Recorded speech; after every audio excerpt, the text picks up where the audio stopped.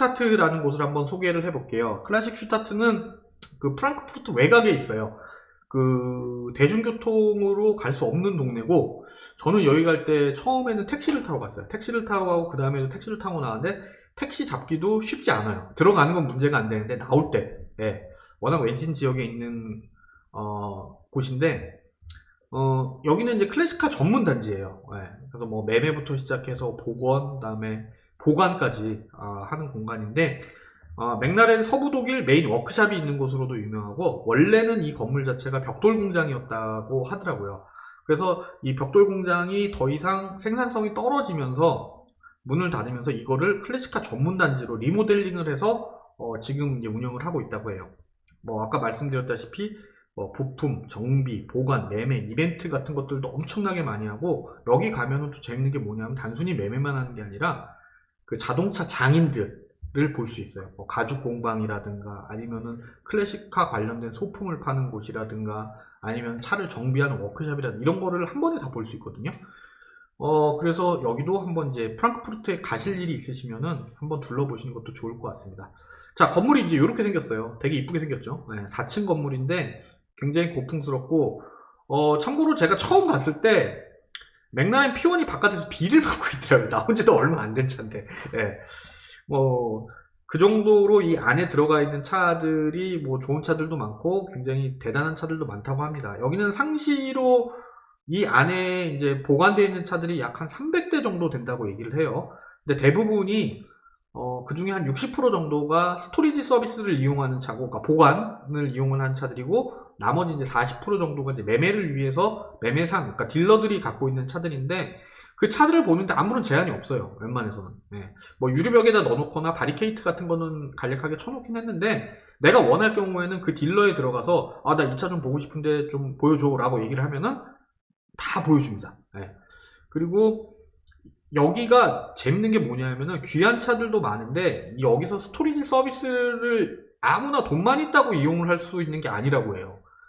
그 차의 보관 상태라든가 어떤 그 히스토리 같은 게 확실하게 증빙이 되고, 그리고 심사를 거쳐서 심사를 통과한 차들만 이 안에 이제 스토리지 서비스를 이용을 할 수 있다고 해요. 그래서 이 안에 있는 차들 자체가 굉장히 수준 높고 그 보기 드문 차들이 굉장히 많은 편이죠. 여기는 뭐 그냥 지나가다가 들리시기에는 조금 애매한 거리긴 한데, 이동하는 시간 포함해서 한 반나절 정도? 네, 식사 시간 뭐 이런 거 포함해서 반나절 정도 생각을 하시면은 반드시 좀 다녀오실 만한 강추하는 곳 중에 하나입니다. 주차 걱정 안 하셔도 되고요.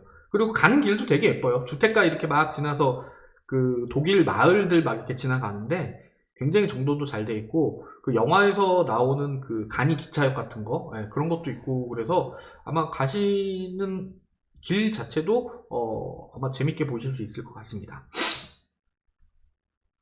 자, 뭐 독일이니까 포르쉐 굉장히 많죠. 우리나라에선 지금 뭐 가격이 오를 대로 오른 차들인데, 여기서는 사실 뭐 비교적 흔하게 볼 수 있는 차들이에요. 공랭스 포르쉐는 독일에서도 생산될 수도 많고, 워낙 이 독일 사람들이 포르쉐에 대한 그런 자부심이라든가 그 애정도가 굉장히 남달라가지고 여기서도 이제 포르쉐가 가장 많습니다. 자, 여기는 이제 올드타이머 스토페라는 곳인데, 이 클래식 슈타트 단지 안에서 가장 제가 인상 깊게 본 곳이에요. 여긴 뭐냐면 가죽 공방이거든요. 그러니까 차를 가지고 내 차가 만약에 1950 몇 년식의 차다라고 얘기를 하면은 여기다가 주문을 하게 되면은 그 시트 복원이라든가 이런 것들을 그 시대에 나왔던 가죽들을 대부분 구해서 직접 작업을 해준다고 합니다. 가격은 좀 비싼 편이죠. 네. 가격은 비싸고 인터내셔널 쪽에서도 많이 활동을 하는 곳인데, 이 유리벽 너머에 보면은 그 가죽 장인들이 작업하는 모습을 그대로 다 볼 수가 있어요. 되게 신기해요. 네. 앞에 이만한 앞치마 두르고 칼로 썰고 뭐하고 이렇게 막 맞추는데, 시트뿐이 아니라 이제 다른 가죽 소품들 같은 것도 같이 이제 제작을 하는 곳이고, 클래식카 좋아하시는 분들은 뭐 올드타이머, 영타이머 뭐 이런 용어들 굉장히 많이 쓰시거든요. 요거 이제는 사실 이제 독일에서만 쓰는 용어고 세계적으로 통용되는 용어는 아닙니다. 보통 올드타이머랑 영타이머를 나눌 때 단종 기준 25년 그 전후로 나누거든요. 단종이 됐는데 25년 이상 됐으면은 이제 올드타이머라고 얘기를 하고, 단종이 됐는데 25년 안짝이다라고 얘기하면은 이제 영타이머라고 얘기를 하는데, 한국에서도 요즘에 이제 그 옛날 차들 관련된 그 커뮤니티나 이런 게 워낙 많이 이제 활성화가 됐잖아요. 근데 사실 거기에 클래식이라고 부를 만한 차들은 없어요. 대부분이 다 이 그 영타이머에 해당되는 차들이라고 이제 볼 수 있겠죠. 보통 이제 1980년대 중반 이후 아니면 90년대 요때 있는 차들을 갖다가 이제 뭐 올드타이머, 영타이머 이런 식으로 이제 구분을 하게 합니다. 요거는 독일이 자기네들이 이제 자체적으로 만든 기준이에요. 국제적으로 통용은 되지 않고, 오히려 이태리나 프랑스나 영국 같은 경우는 75년 이전에 생산된 역사적인 차들을 워낙 많이 갖고 있기 때문에 그 국제 클래식카 시장에서도 굉장히 그 독보적이고 주도하는 입장을 갖고 있는데, 독일은 사실 그렇지가 않거든요.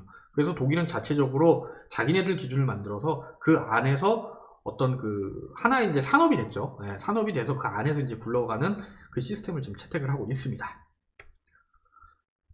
자, 이태리 차들도 인기 많아요. 맨 왼쪽에 보이는 차가 이게 란치아 풀비아라는 차거든요. V4 엔진이 들어가 있어요. 요게 그 WRC에서 스트라토스가 등장하기 전까지 란치아의 우승을 가장 많이 안겨준 차인데, 요 란치아가 썼던 요 V4 엔진은 1920년대부터 사용을 해서 1970년대 말까지 이제 사용을 했던 엔진입니다. 엔진 자체가 굉장히 좀 독특하게 생겼어요. 배기음도 굉장히 독특하고요. 그리고 이 차는 그때 당시의 차들과는 좀 다르게 이 풀비아는 전륜 구동을 채택을 하고 있습니다. 뭐 랠리에서 다 진짜 씹어 먹었죠. 란치아 중에 풀비아 HF라고 얘기를 하면은 거의 뭐 1600cc 정도밖에 엔진이 안 되는데, 거의 뭐 자연흡기 엔진을 리터당 100마력씩 뽑아내고 막 이랬던 엔진이라 란치아가 한때 랠리에서 날렸던 그 시초가 된 차라고 보시면 되고요. 가운데 있는 차는 피아트 리트모, 이건 이제 소형차고, 그 다음에 맨 오른쪽에 있는 차는 몬테카를로인가 베타, 그 쿠페예요. 요 풀비아의 그 다음 세대 정도 되는 차죠. 이 차는 나중에 이제 랠리 037이라는 차로 이제 계보가 연결이 됩니다. 뭐 이런 차들 가시면은 뭐 보시면 알겠지만 지금 빨랫줄 하나만 이렇게 걸쳐놓은 상태라 딜러에 얘기하면은 그 다 이제 자세히 보실 수 있습니다.